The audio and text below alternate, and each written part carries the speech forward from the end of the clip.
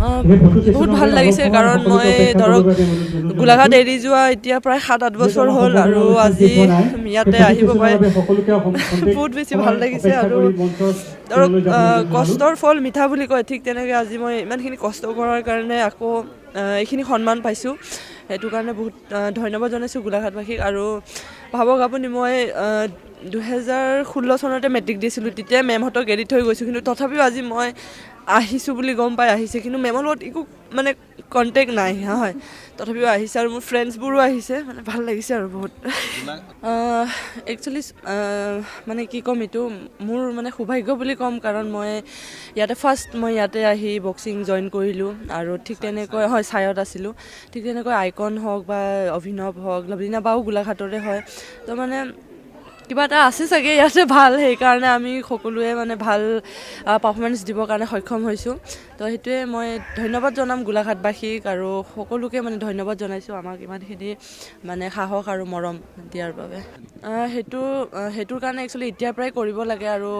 main এতিয়া national championship আছে এইটোতো নেশ্যনেল গেমছ আছিল কিন্তু নেশ্যনেল চেম্পিয়নশ্বিপত যেতিয়া মেডেল মাৰিম তেতিয়াহে মই ইণ্ডিয়া কেম্পত যাবলৈ কাৰণে সক্ষম হ'ম তো সেইটোৱে এতিয়া মেইন ফ'কাছ মোৰ নেশ্যনেল চেম্পিয়নশ্বিপ তাৰপিছত ষ্টেপ বাই ষ্টেপ এতিয়া কমনৱেলথ গেম অহা বছৰ আহি আছে এছিয়ান গেমছ সেইবিলাকৰ পিছত অলিম্পিকটো আছে মানে এটা গ'ল কিন্তু তাৰ আগত ধৰক যাব লাগিব তো সেইখিনি প্ৰথমতে পাৰ কৰি যাব লাগিব হয় সেইটোতো ধৰক 12 চনৰ পৰাই মোৰ আছে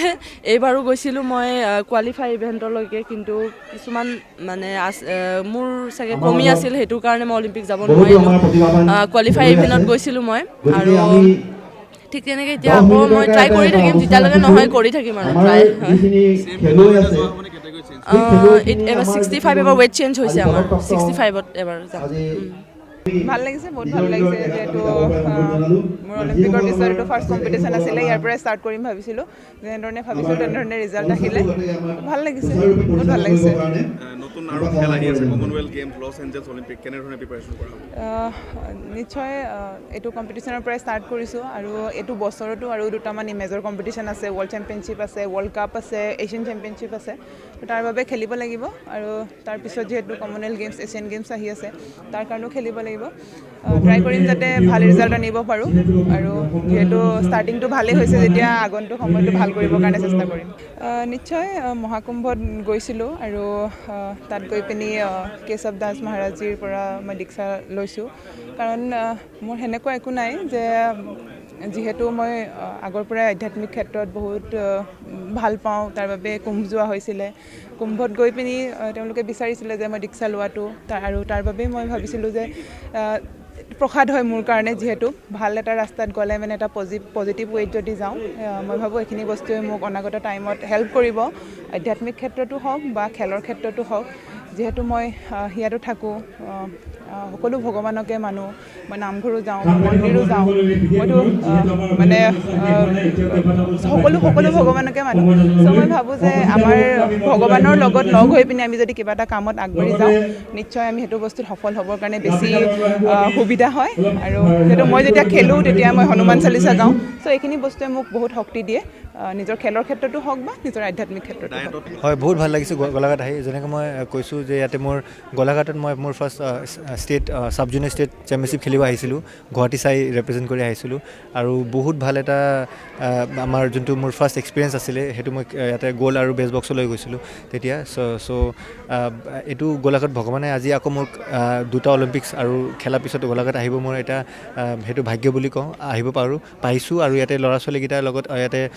কি কয় ইণ্টাৰেকশ্যন কৰিব পাৰিছোঁ আৰু আমাৰ নেশ্যনেল গেমছত এবাৰ এই ভূমিৰ পৰা 4জন মেডেলিষ্ট যোন নেশ্যনেল গেমছৰ মেডেল লৈছিলে সিহঁতে গোলাঘাটৰ পৰা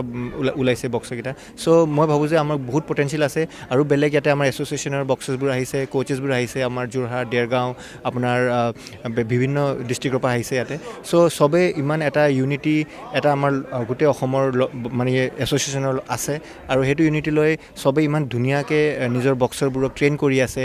প্ৰশিক্ষণ ভাল আমাৰ ট্ৰেইনাৰ্ছবোৰ আছে এতিয়া আমাৰ ৰাজুদা আছে আমাৰ গণেশ আছে